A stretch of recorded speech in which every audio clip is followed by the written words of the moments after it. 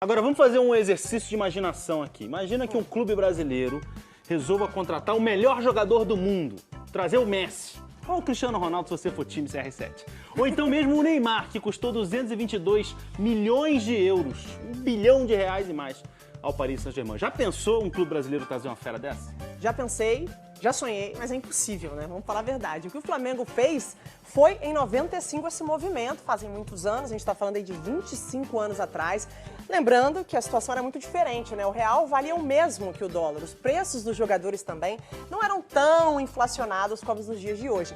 E o Flamengo, gente, tirou do Barcelona o melhor jogador do mundo na época, que era o Romário. O repórter Marcos Uchoa vai relembrar agora essa história incrível que marcou o futebol brasileiro. Rio de Janeiro, 14 de janeiro de 1995. Um time desfilar pelas ruas para comemorar um título é algo relativamente comum, mas um jogador de futebol fazer o mesmo sozinho é muito mais raro. A chegada de Romário teve um pouco de tudo. Era a apoteose de um ídolo brasileiro que voltava para casa em circunstâncias inéditas. Uma história assim dificilmente vai se repetir. Um brasileiro jogando nessas 4, 5 maiores ligas que tem no futebol europeu, voltar nessa condição para ganhar menos, possível, sabe disso. E nenhum clube hoje do Brasil teria condição financeira de pagar o melhor jogador do mundo jogando em qualquer clube na Europa. Quando Romário vestiu pela primeira vez a camisa do Flamengo, ainda em Barcelona, tudo parecia sob medida. Só tava faltando o Romário aqui dentro. Olha o baixinho, Romário partiu, bateu! Gol!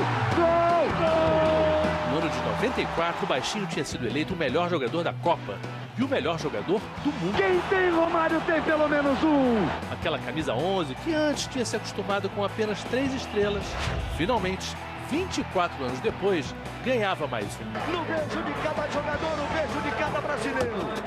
Romário também arrebentava no Barcelona, com gols sensacionais.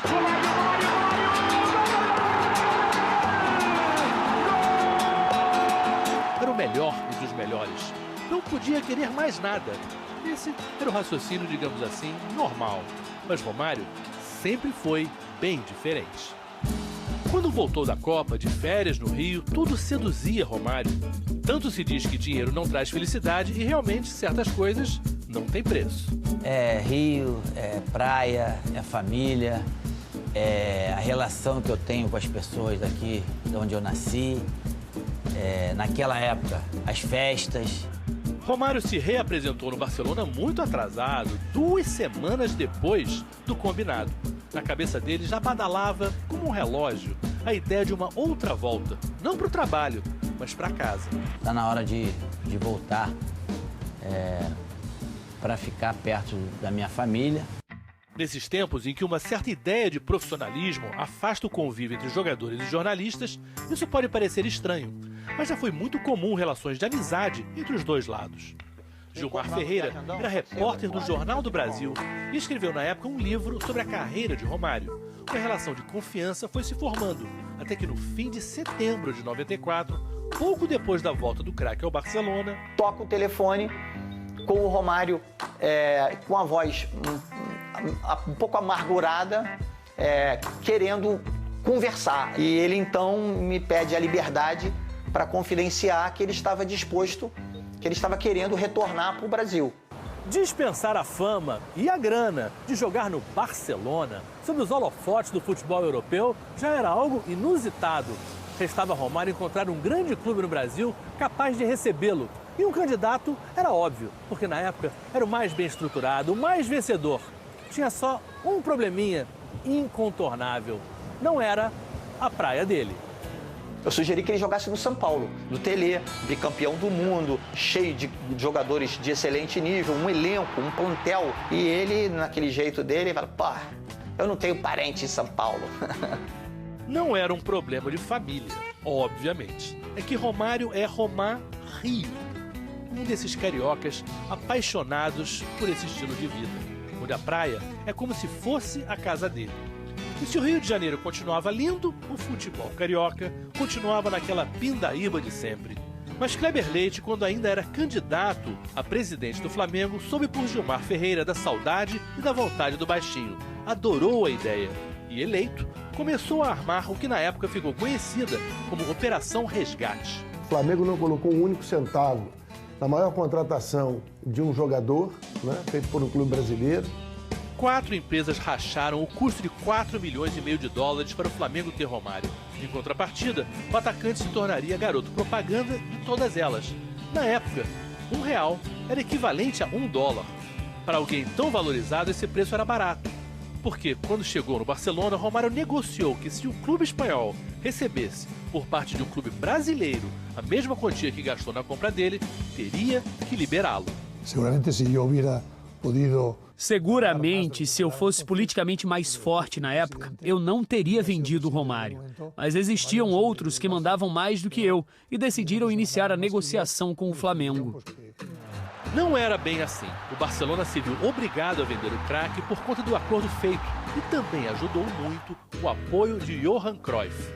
O craque holandês era o técnico do Barcelona e admirava Romário. Como ex-jogador, percebeu que, psicologicamente, o brasileiro já estava com a cabeça longe. Mas quando o Kleber Leite chegou em Barcelona para a reunião com o Juan Gaspar, o clube espanhol não levou a menor fé que o Flamengo tivesse condições de pagar pelo baixinho. Aí ele falou, são 4,5 milhões de dólares. Eu falei assim, presta atenção, você está me dizendo que por 4,5 milhões de dólares o Romário vai embora comigo amanhã? Exatamente. Eu falei, está fechado. Ele olhou para mim espantado. Eu falei, como está fechado? Falei, como o senhor vai me pagar? Eu falei, eu vou pagar em plata. Não foi só o torcedor do Flamengo que ficou feliz, porque ver em campo o melhor jogador do mundo era algo impensável para os brasileiros, mesmo 25 anos atrás. Romário estava no auge, prestes a completar 29 anos, não veio para encerrar a carreira. Em seu primeiro treino foi recebido pelo técnico Vanderlei Luxemburgo, recém-chegado ao Flamengo após ser bicampeão brasileiro pelo Palmeiras. E o primeiro companheiro de ataque com a camisa rubro-negra foi Sávio. Aos 21 anos, era a grande promessa revelada na Gávea. Infelizmente, não conseguimos, vamos dizer, grandes conquistas, mas acho que falando propriamente da dupla, eu acho que foi uma dupla bem importante para a história do Flamengo. 95 foi o ano do centenário do Flamengo. E usando a camisa 100, Romário fez sua estreia em um amistoso contra a seleção do Uruguai, no estádio Serra Dourada. Empate em 1-1, onde o Romário não brilhou.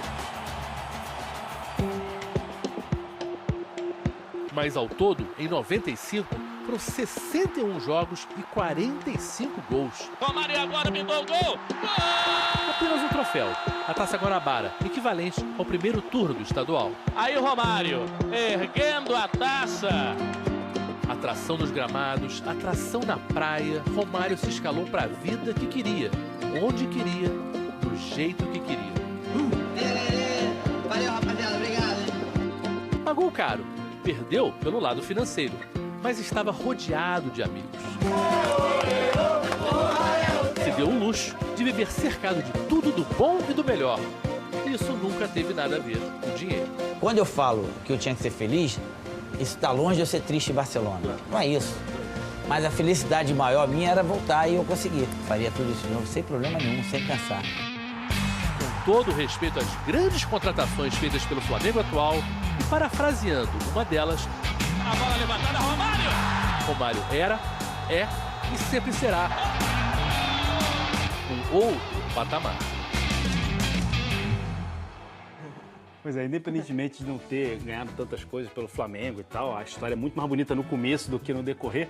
Acho que por todo esse contexto, eu falo, pelo menos, na minha opinião, é a maior contratação da história do futebol brasileiro até hoje. Até pra gente, quando conversava sobre essa entrevista, sobre essa matéria, a gente questionava muito, né? Tentando outros exemplos, mas no status que o Romário estava, melhor do mundo, campeão do mundo, vai ser difícil barrar. A única coisa que eu pensei que se compararia seria se o Ronaldo, depois de 2002, viesse pro Brasil no ano seguinte. Ainda assim, o Ronaldo já estava um pouco mais velho do que o Romário lá em 96. Tava em Barcelona, né? Tava no Barcelona, não tava em qualquer time. Que linda história que a gente pôde recontar aqui no Esporte Espetacular.